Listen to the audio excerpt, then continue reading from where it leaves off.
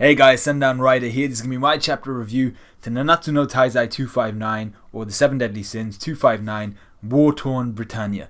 Now, I really enjoyed this chapter. It was just action-packed. I mean, like, what did we get this chapter? That's the main question. And what we got War-Torn Britannia. That's basically what it was. Some really beautiful double spreads this chapter. We got to see the first spread actually was just the cavalry of the human army. I think the entire army is on horseback, just charging in. Actually, no, the entire army's not on horseback, but yeah, we got to see mostly the cavalry of the human army and Stigma just riding in against these lesser demons, Albions, red demons, green demons, grey demons, all these different types of demons. And the title page we got where it shows the power level of each of these different types of demons. I don't think have we seen a green demon before? I think we have not maybe seen a green demon before, but yeah, just having all those like power details and things like that, the power levels, was really good to see. So I really enjoyed this chapter, and it was just, I think the artwork in this chapter was incredible, just because of the nature of the action and everything we got to see, especially when Diane and King came to the fray. So let's talk about it. So the first thing I actually want to talk about is kind of a little bit of a downer, but it's the nature of the human race and the Holy Knights. Now, this chapter, we go straight into war.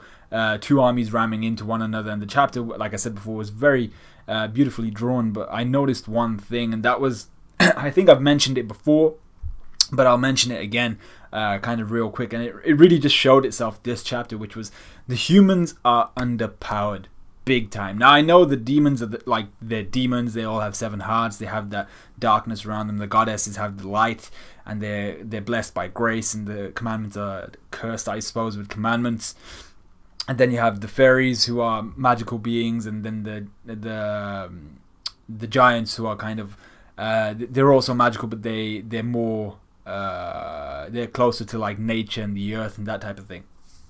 But the humans are heavily underpowered, and out of every race, like I said just now, goddesses, demons, giants, fairies, and humans, they have nothing they can offer instead of numbers. And whenever you're the numbers characters, you're gonna take the majority of the deaths for starters, because you make up the bulk of like the army, and you're not in leading positions in terms of generals and stuff like that.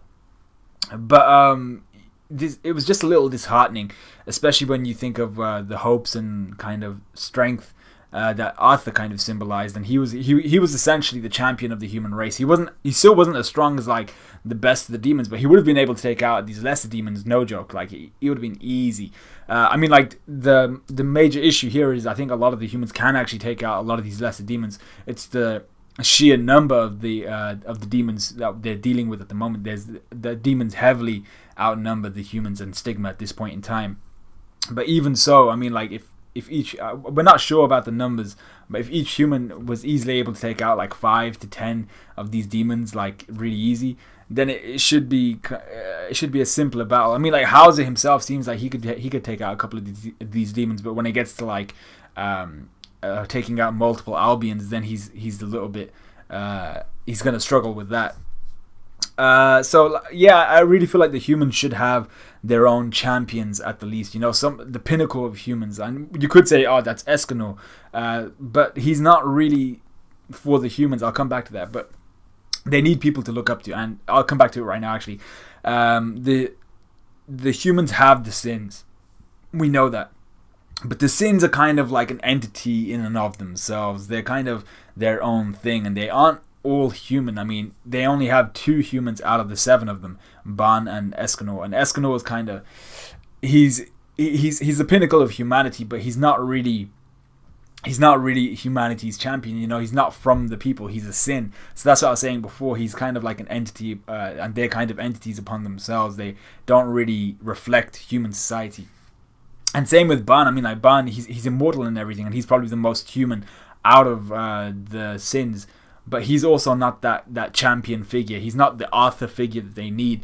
And we all suspect that Arthur may come back in the future, but they need someone besides Arthur, someone else who they can champion alongside Arthur to kind of really push humanity forward. That's just my opinion. Let me know what you guys think about that. But yeah, so that was the only real downside for me, the fact that the humans are powerless to really do anything but provide kind of like numbers and buffer the army when they need to. I mean, another point in this chapter was Hauser even mentions that Diane and King are like they're incredibly far beyond his current power level, and they're much stronger than any of the holy knights currently are. And the humans themselves would have been overrun by the demonic forces of this lesser demon force, which is kind of unfortunate. But it also shows the struggle of kind of being at the bottom of the food chain, and kind of how the humans will, because we assume the humans will come out on top, and then you had that whole kind of dimension of the weakest race manages to come out on top because of their unity or something like that.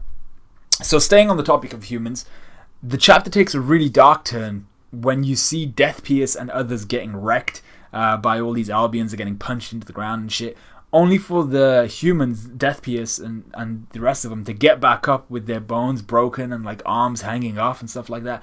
But they don't feel any of the pain, and they also seem to be powered up as well. They've undergone a quite considerable buff. This is shown when Death Pierce almost decapitates an Albion. And actually, I don't think it was an Albion. I think it was a red demon, and he completely, like, there's only a little bit of sinew left connecting the head of the demon onto his body. So I was like, yo, damn, like, there's definitely something going on. You can tell because it was the human specifically. And then Galtha kind of reiterates the point for us. But Galtha recognizes that this is Rudusiel's breath of bliss, which he calls cheat hope, or I think the kanji is fraudulent light. So to be fair, you knew that this was going to be something to do with Rudusiel and how he brainwashed the humans. But it is a really dark thing, they can't feel pain, they have no concern over their own health, and they're just going in like madmen, so it's crazy. And to be fair to the goddesses, I mean, like, you can like whichever clan you want, you can like the goddesses, you can like the demons, whatever. But to be completely fair, this is as despicable as Merusula's ability to bring back the dead and force them to fight against the living, or anybody they may have had a slight grudge against or something like that. Both abilities allow some form of brainwashing in a sense, so it's really, they're as despicable as one another, both powers. So I don't blame. What I'm trying to get to here is, in terms of military might, there's no doubt that Rudusiel's ploy to brainwash the humans into feeling invincible was the right choice. I don't blame Rudusiel. You'd rather have a mad, insensitive to pain army and win, rather than having a logical thinking and pain feeling army and then lose because of your lack of numbers. You want to have the crazy guys any day.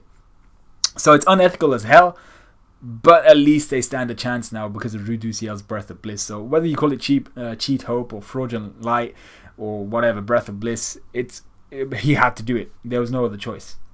I'm not going to say that he was really concerned about and he was struggling. He had that kind of inner warfare, that psychometry of whether I should use it or not. But Rudusiel had to do it. It was a good choice.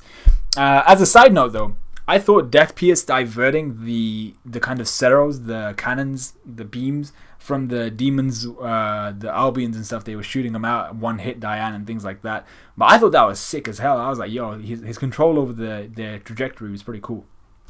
We then go to the highlight of the chapter for me, where Diane and King kick some ass, and this is what I've been waiting for, to see the two leaders of their clans go in and take some names.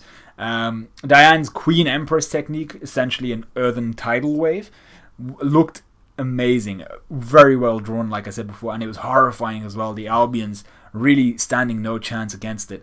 Her preparedness and quick thinking in the middle of battle even saved her from a desperation shot from an Albion, allowing her to use her heavy metal form and just tanking the shot.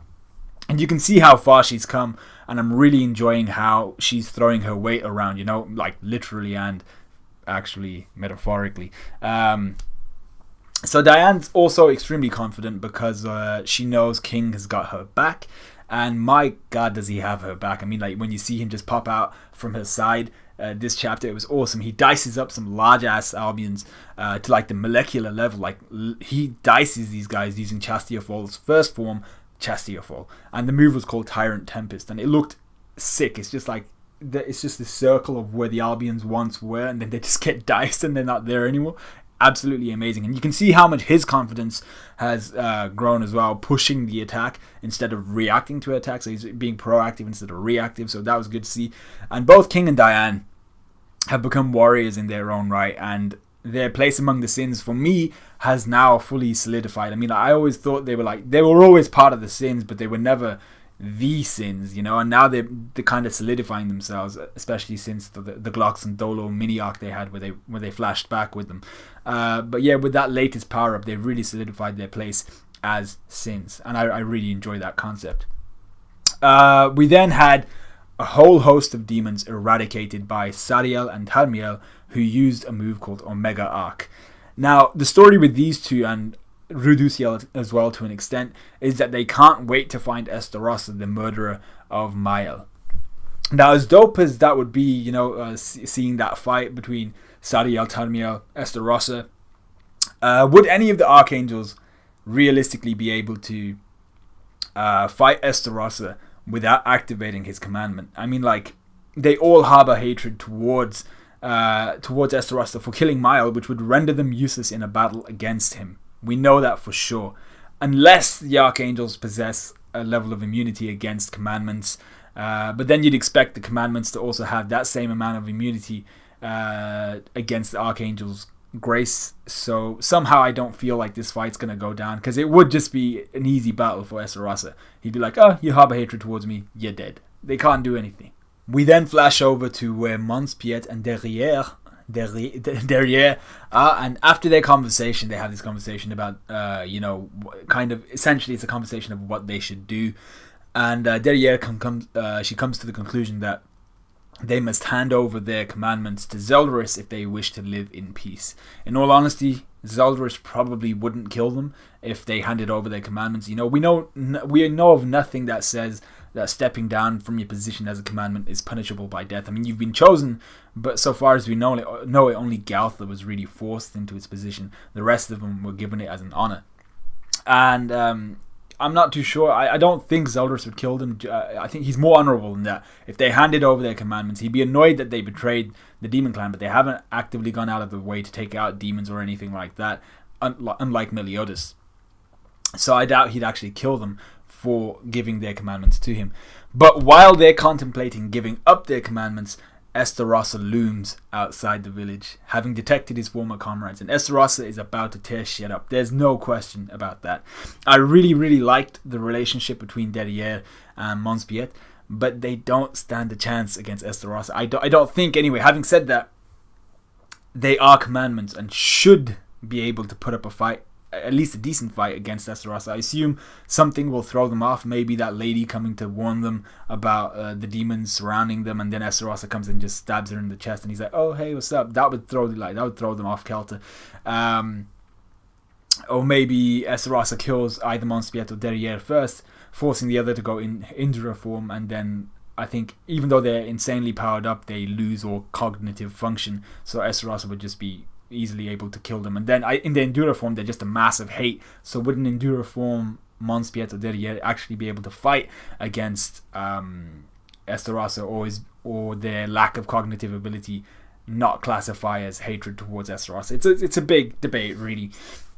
But what I would prefer to see is them just going toe-to-toe against Estarossa, actually fighting him, decking him, and him returning shots and stuff like that, living up to their title of commandment. They've both been given that honor by the Demon King, so it would be good to see them putting on a show. They may still die, but that kind of seems to be the way the story's being pushed.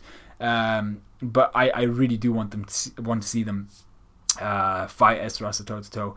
They may even hand over their commandments to Estarossa only for him to slay them once done, because we know Estarossa is a snake. He's a big-ass snake.